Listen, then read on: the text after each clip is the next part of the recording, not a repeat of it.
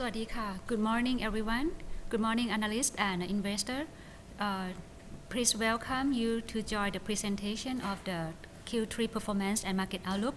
I myself Tharika Thepasrinathiya, Financial Planning Manager, and together with Kun Porn Piman and commercial analyst and also Kun Nantaka IR analyst.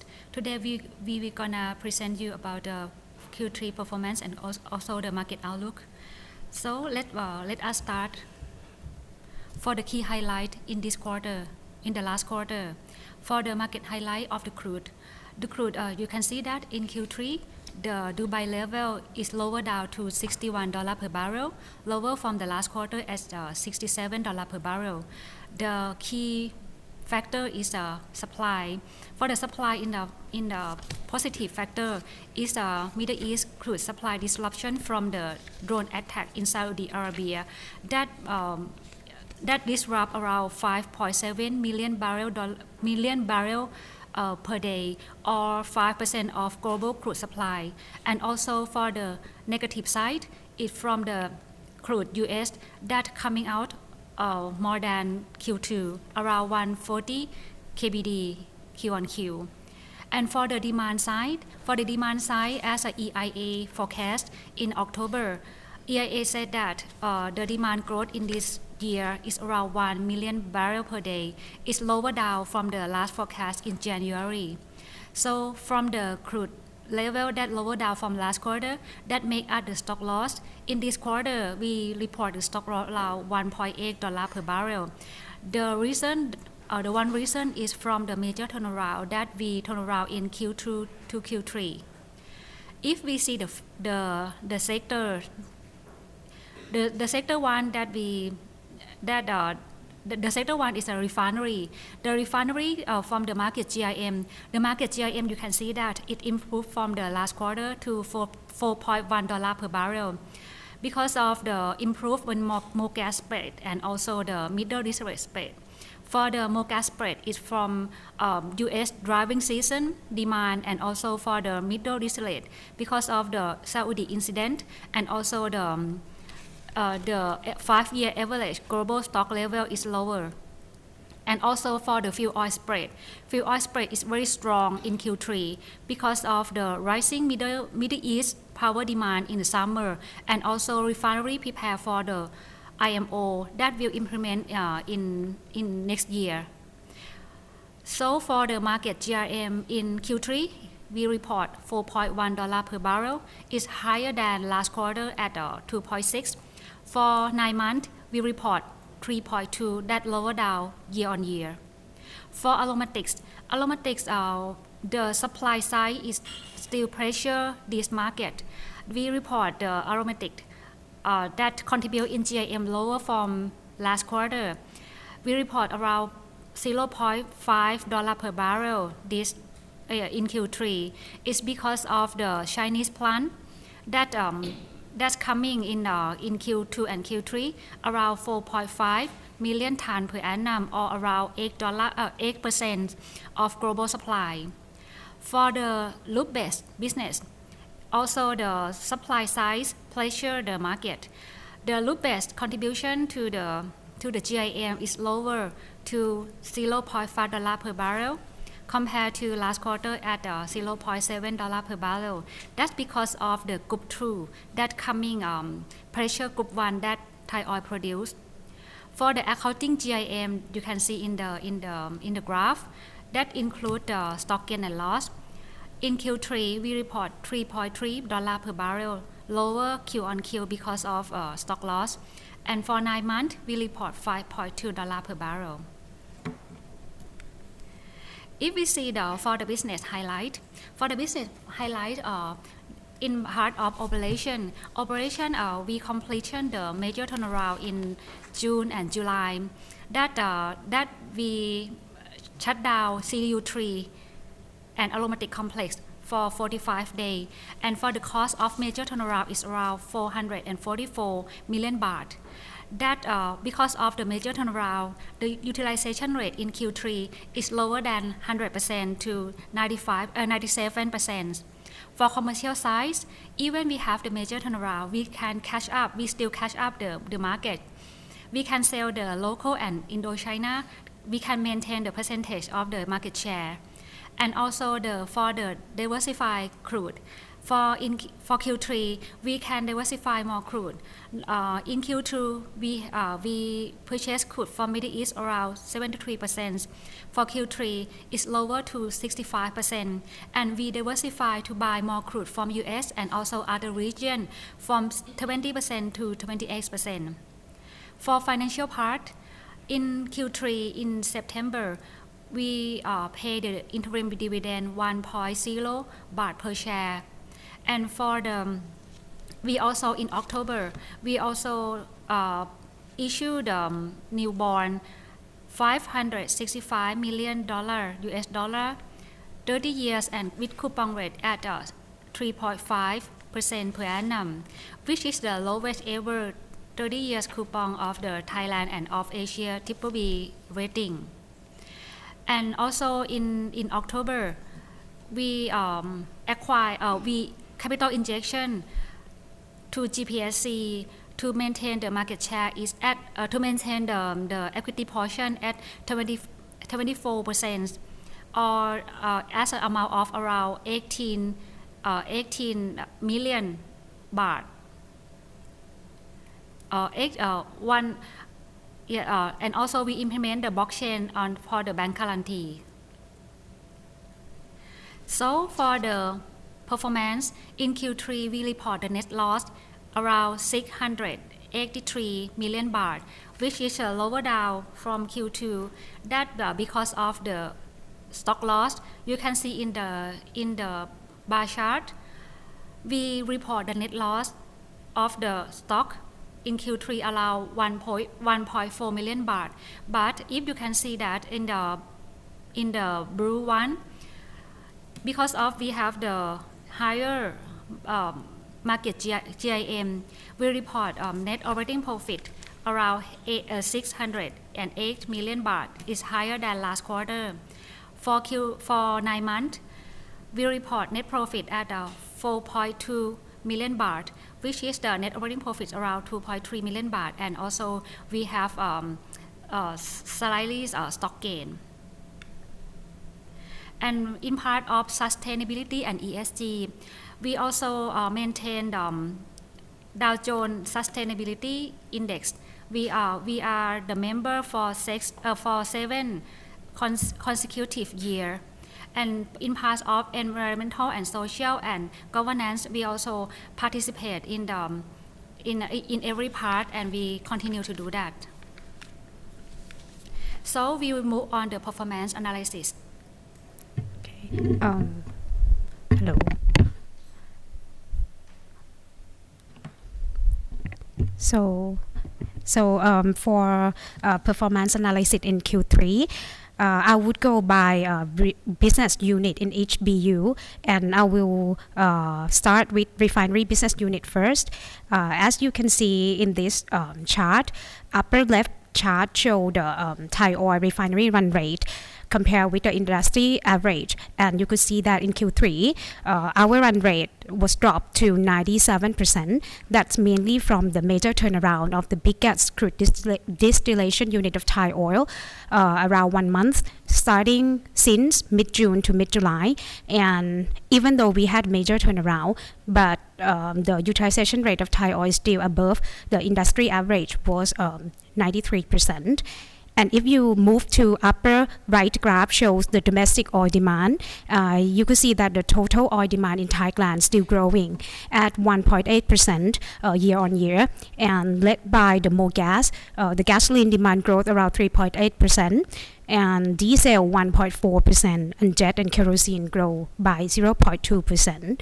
So with the our capability and domestic oil demand growth, so that's why we can sell more in domestic market. As you can see in the bottom right graph shows the domestic sales of Thai oil versus the industry, and if you can see that in Q3 we sell domestic market at 89% compared with the industry average at 87%.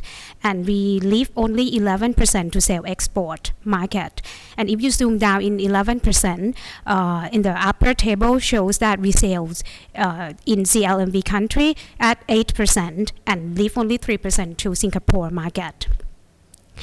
And left hand side, that's the sales breakdown by customer. You can see that we still sell to the PTT, the first customer of Thai Oil, 49%, and the second largest customer of Thai Oil is still the PTG, another domestic customer, and 7%, 3%, and 1% that's from that we sell to the other major oil company in Thailand, in Shell, Chevron, and Bangja. So next, it would be the refinery margin. In this graph shows that in Q3 we report the GRM market GRM at $4.1 per barrel. It's actually improved Q on Q from $2.6 per barrel in Q2.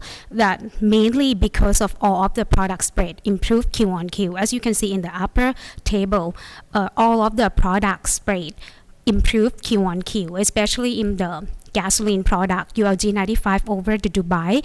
The spread was $11.7 per barrel, improved Q on Q by $3 per barrel. That's mainly supported by the strong demand, especially in the US during the driving season.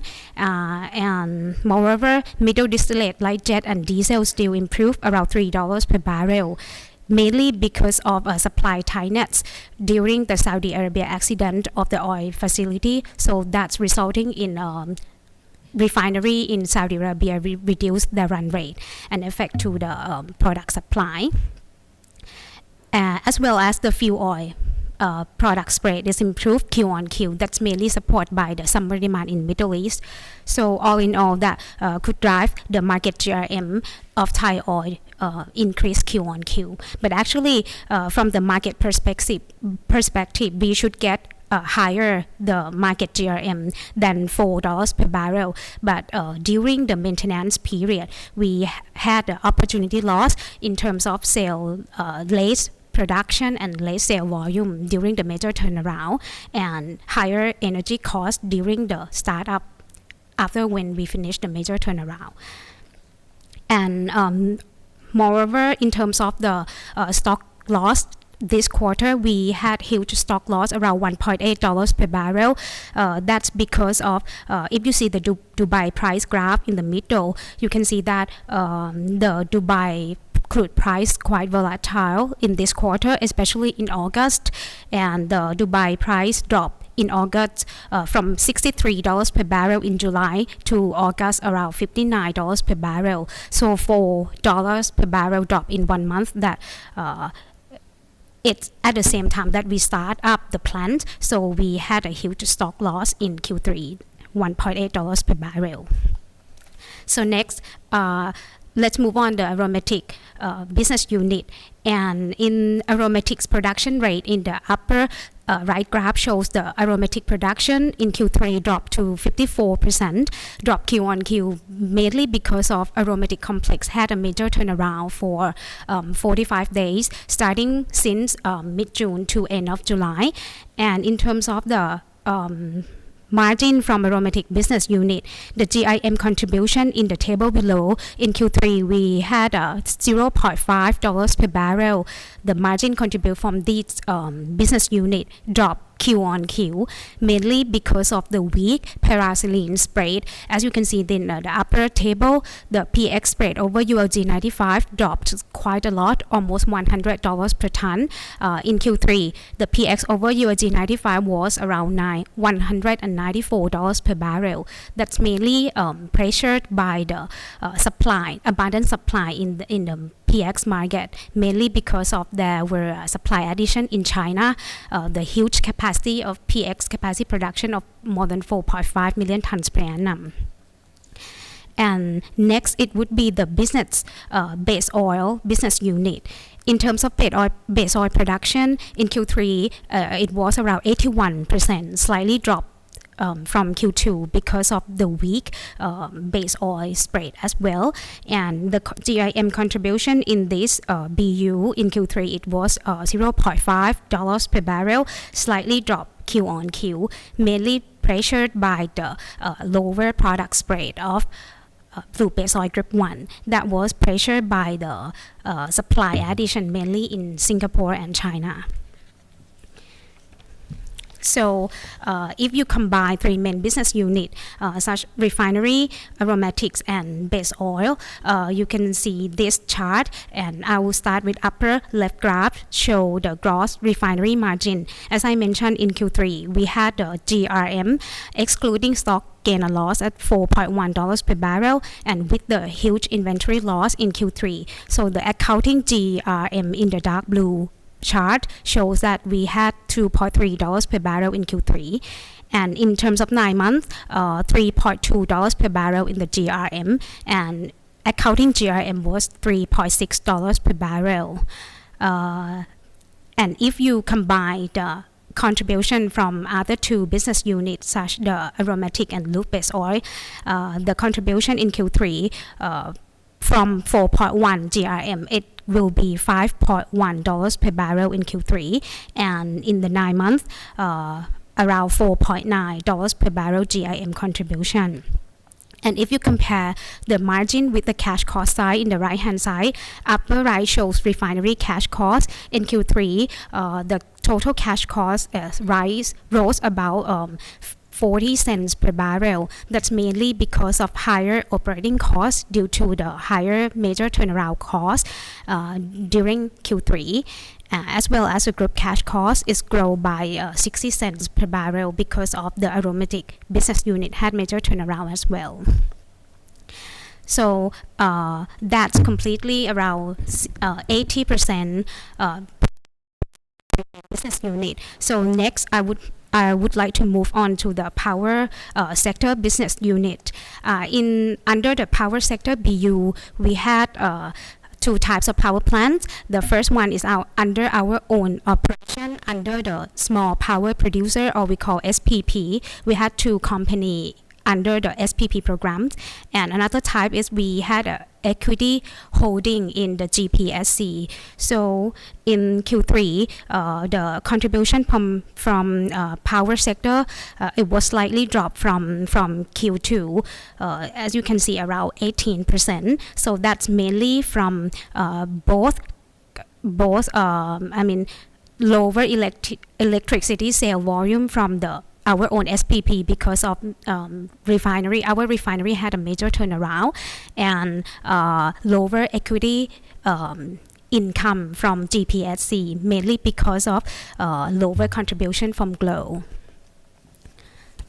So if you see in this page, shows the performance breakdown in each business unit of Thai Oil, starting from left: petroleum, petrochemical business with lube base oil, and power sector, and other new business unit.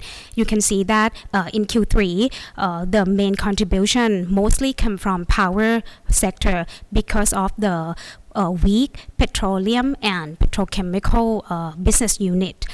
And in Q3, we had some loss in the other business such solvents and marine. Although also, so net profit in Q3 exclude the stock gain. It was around 690 million baht, and if you include the stock loss, around 1.3 billion baht. So consolidated net profit in Q3 will be a loss around 683 million baht, and 9 months it was around 4,293 million baht. So next it would be the top group consolidated net profit in P&L. Yeah. This table, you can see that in Q3 the sale revenue was dropped quite a lot. That's mainly because of lower sale volume during the major turnaround period. And in this quarter, we also had a hedging gain around 147 million baht. That mainly because of the paraxylene margin hedge that we gained. and the EBITDA level was around 945 million baht, drop Q on Q, mainly pressured by the huge stock loss around 1.3 billion baht in Q3. And the net profit in Q3 it was the net loss around 683 million baht. And if you see 9 months this year, the EBITDA level it was around 9,906 million baht, lower year on year, mainly pressured by the weak gross refinery margin. And the net profit in 9 months this year it was for 1,293 million baht, or it's equivalent to the EPS around 2.1 baht per share. So next it would be the cash flow statement of Thai Oil. Starting from the operating cash flow, you can see that although 9 months this year we had the lower net income by half. For example, we have net income in 9 months around 10 billion baht compared with the 9 months last year about 25 billion baht. But we can save money from working capital in this year because of lower Dubai crude price. So that's resulting in the lower working capital. So that's why the cash from operating we still generate around 7 billion baht. And in terms of investment activities, we had a cash from investment activities around 35 billion baht, mainly come from the sale in the short-term investment, and then it around 55 billion baht to get in the cash because we spare for the investing projects of Thai Oil, and we use in the capex spending around 20 billion baht. So in terms of free cash flow, this 9 months this year it was 42 billion baht, and we use in the financing activity around 12 billion baht. Mainly we pay for the loans repayment and interest and dividend. So all in all, in terms of the cash end of the 30th September this year, it's improved around 30 billion baht. And if you combine with the short-term investment, around 17 billion baht. So the ending cash and short-term investment as of 30th September, it was 80 billion baht. So lastly, it's about the financial position of Thai Oil. Upper left graph shows the statement of financial position of Thai Oil. As of 30th September, you can see that the total asset of Thai Oil is around 255 billion baht, or is equivalent to around 8.2 billion USD, and most of which it's from the cash and short-term investment. You can see that we had a huge cash and short-term investment around 2.6 billion USD. That's mainly we would like to prepare for the capex spending in next 2 years. And in terms of the debt side, in the right hand side, our interest bearing debt was 99 billion Thai baht, or is equivalent to 3.2 billion USD. And if you deduct with the huge cash around 2.6 billion USD, the net debt of Thai Oil it was only 625 million USD. And in terms of debt portfolio of Thai Oil, around 63% it was the USD currency, and Thai baht only 40%. And most of it's still interest rate was fixed, so 90% is accounting around 90%, and 10% is a float rate.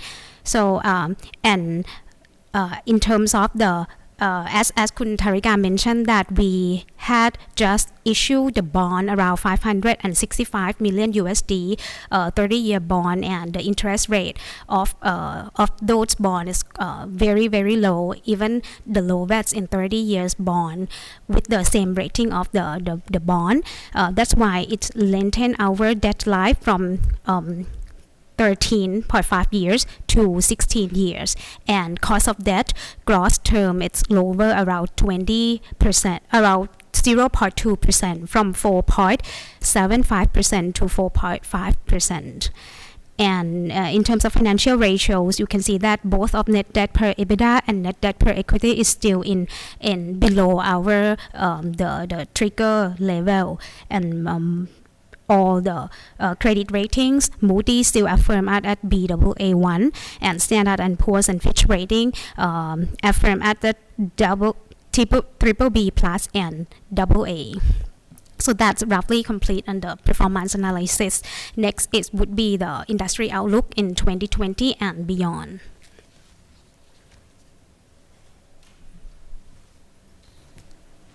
Okay, so now we are going to see how's the industry outlook for 2020 and beyond. And today we go through for the 4 sectors. Start with the crude oil market, and then refinery sector, aromatic side, and the base oil and bitumen sector. So for the global oil market, and we will see the global oil supply to be increased for next year 2020, and led by the non-OPEC producer. If you see from the graph, you can see that next year the total supply growth from non-OPEC and will be 1.6 million barrels per day, compared to this year about like 0. Yeah, because of the short of supply from the Iranian and the Venezuela crude. So next year, the one who will be produced more is to be the US and the Brazil and Norway, Canadian, which is not other OPEC producer. But if you see the OPEC side, you can see that the OPEC producer and like their affiliates, or we call them OPEC Plus, we expect they to maintain the cut to reduce the market surplus for next year, because since by the October of last year, 2018, they started cutting policy on their output to maintain the market, the global oil market, to be balanced. So next year as well, with the growth on the non-OPEC supply, we expect the OPEC Plus will maintain their current level for the throughout of the year. And if you see the global oil demand supply balance, you can see that next year we still expect that the global oil demand will be increased about like 1.2 million barrels per day. But if you see the total supply, it's maybe growth around 2 million barrels per day. So there will be an oversupply, especially for the first half of next year. But we expect that the demand will catch up for the second half of the year, and so you see the balancing for the second half. So in overall, the impact of the oversupply, mainly from the non-OPEC, will be pressure on the crude price. So we expect to see the softer to stable crude oil price next year as well. But if we move to the refinery sector, this graph is showing the refinery margin of the Singaporean cracking refineries for the past few years. And you can see that this year in 2019, the GRM overall picture is quite softer compared to the last few years. This is because of the impact from the US-China trade war that limit the demand growth this year. But we expect to see the better sign of the deal from the US and China, and together with the new IMO regulation, which we will change the bunker spec from 3.5% sulfur to 0.5% sulfur in bunker. So this could support the demand for the low sulfur fuel oil and the middle distillate side on the bunker market. So next year in 2020, we will see the stronger middle distillate crack led by the IMO new regulations, and the higher gasoline crack as well, driven by the switching yield from producing gasoline to producing more on the middle distillate and the fuel oil. But yeah, if you see the impact of the IMO, we didn't expect the middle distillate cracks and demand will be strongly spike up since the 1st of January. But because if you see the supply of the bunker at the moment, mainly in the Asia, you can see that there will be some production of the lower sulfur fuel, about like 3 million tons in January 2020. But we also see a big inventory, mainly inland and on the floating storage around the Singapore area as well, about 8 million tons. So together, supply would be around like 11 million tons, compared with the demand for the bunker in Asia, about 8 million tons a month. So you can see that there will be some carryover the stock from January to February. and about like 3 million tons.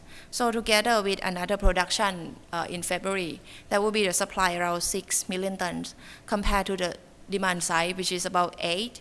So you can see the red area that would be require additional supply, which could be the lower sulfur fuel oil or maybe the marine gas oil. This could be the supportive for middle distillate demand to be blending to produce low sulfur fuel oil or maybe used as a marine gas oil itself. So we expect to see that next year in like mid of Q1, we could see some spike up in the middle distillate demand and the middle distillate cracks.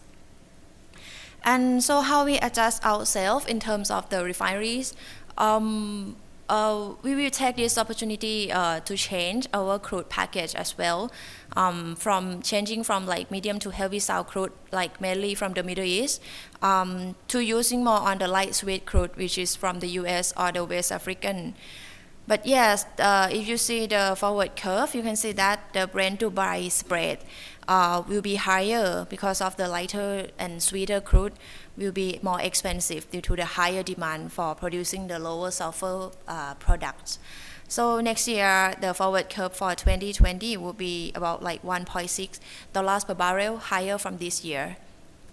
But not only on the crude side, if you see on the product side as well, you can see that the refinery mainly will produce more on the middle distillate and the very low sulfur fuel oil to catch up the market of the higher demand on the bunker sides.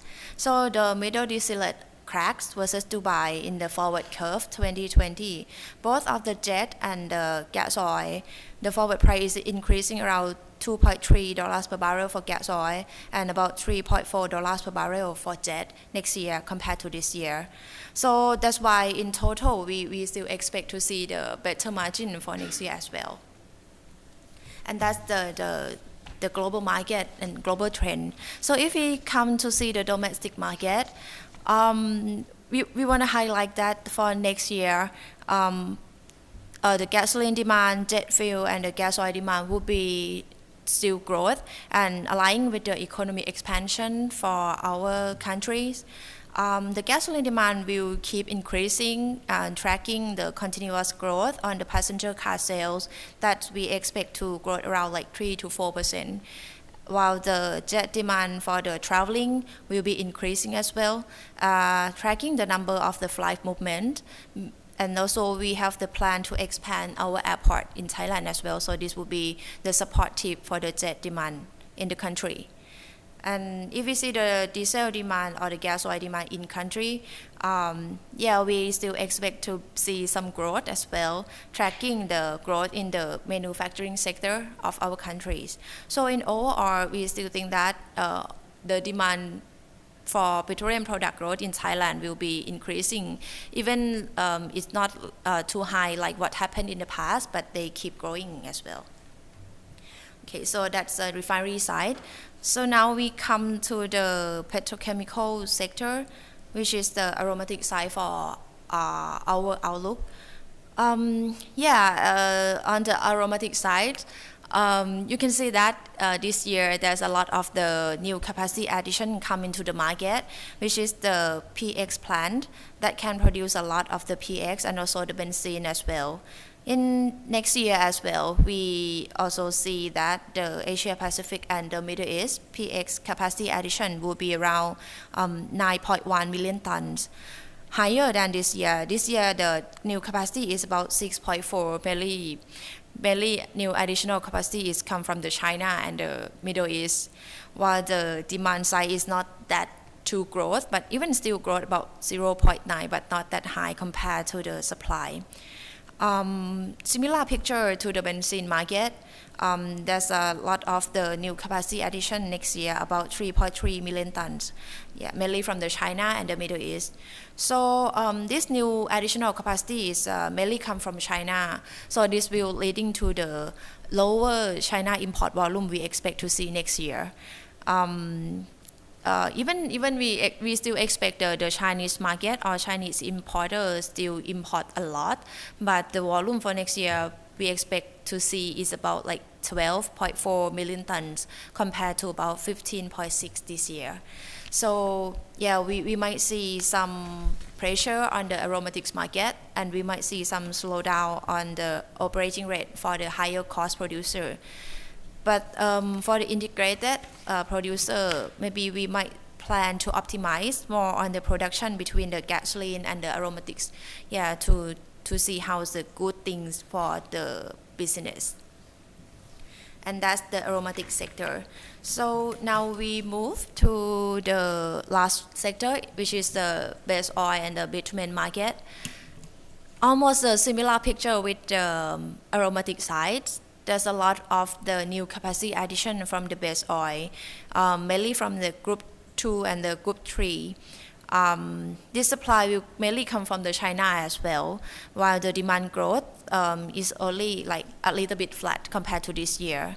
Next year, we will see that the growth for the capacity for the base oil about 1.2 million tons. But if we see that this is the impact of the demand supply maybe to surplus next year because of the demand side is not that growth. This may be because of the high efficiency of the car, so that would not require a lot on the base oil. But you might see some smile on the bitumen market in Thailand because we still expect the demand still growth because we have the plan to expand the road, the new road project in Thailand. So we keep demand bitumen keep going since 2017 and also on the next year as well.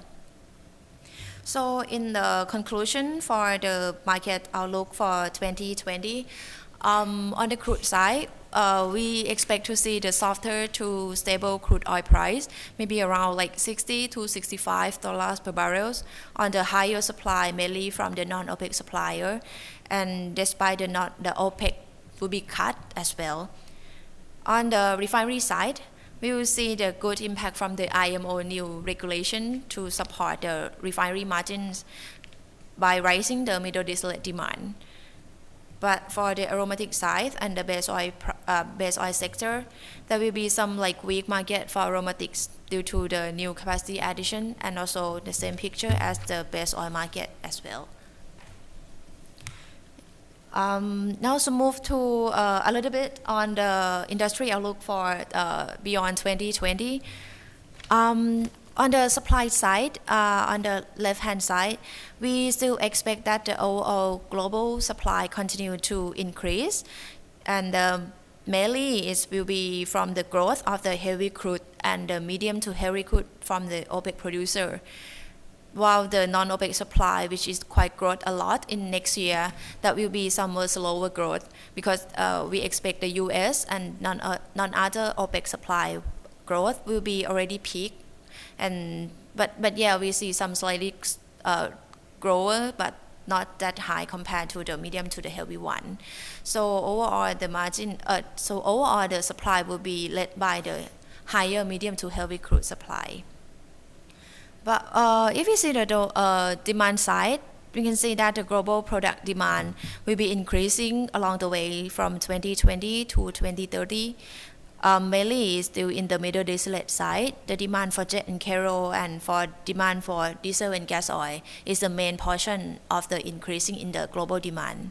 So this will be good for our expansion project, our CFP project, that will be changed to use more the heavier crude and produce more the middle distillate products.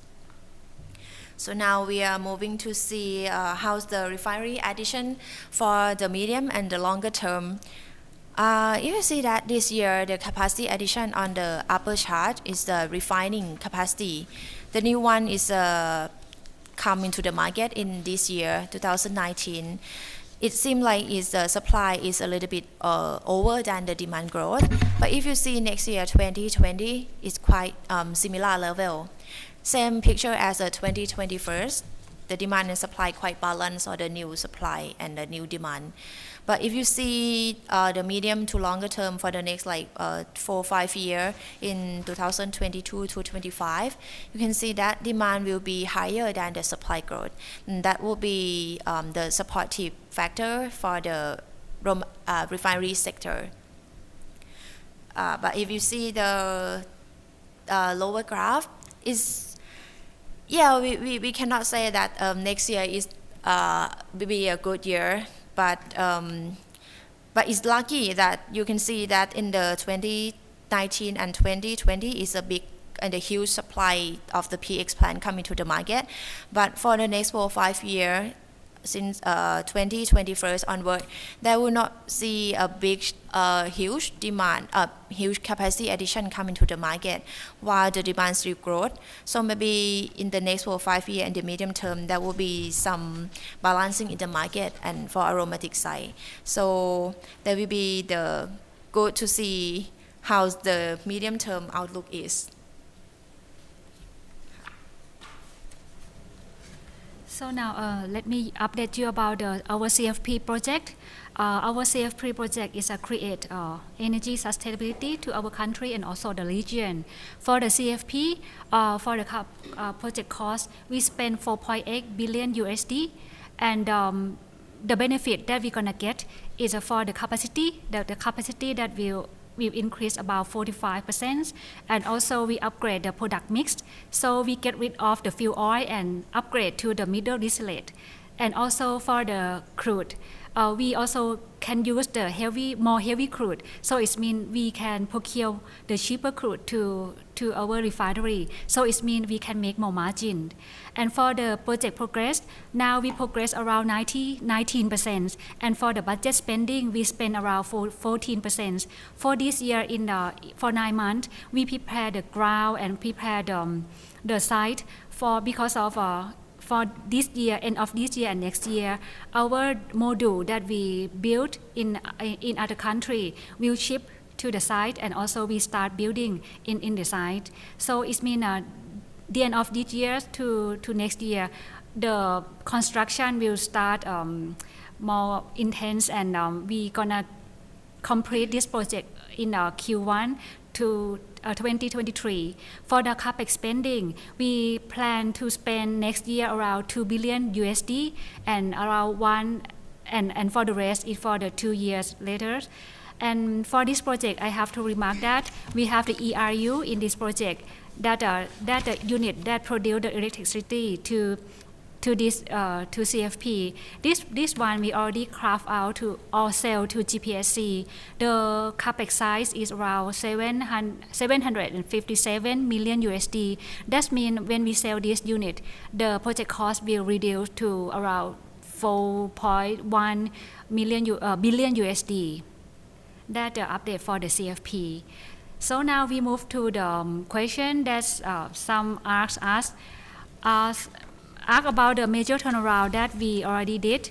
For the major turnaround, this one is a planned shutdown for us. The planned shutdown we start in mid-June to mid-July. That for the CDU3 and also the related unit. This one is shut down every 6 years. And also for the TPX or PX complex unit that we plan shut down in mid-June until the end of July. The total is 45 days. That also the all major turnaround for us this year is a planned shutdown. Okay, for the capex plan that I mentioned, for the project in pipeline now we have the big project, the CFP. So the capex that we're gonna spend for next year around 2.0 billion USD we're gonna spend for this project. And for other project, if we still have study, if there is a possibility or potential, we will consider later.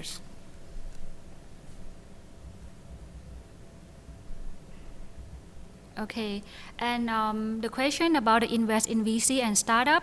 Also, we have the VC, we have the top venture, we have the board approval around 30 million USD to invest in CVC and also startup that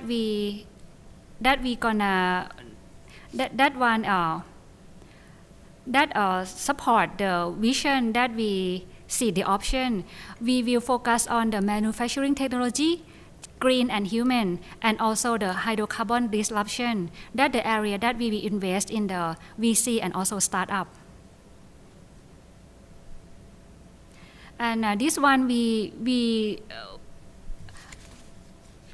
for the timeline, they ask about the timeline. For the timeline, this one we gonna spend for this year and also the next year. And also we looking for the opportunity to invest in our scope that we already designed. Okay, that's all for the question, and thank you to join the session today. Thank you very much.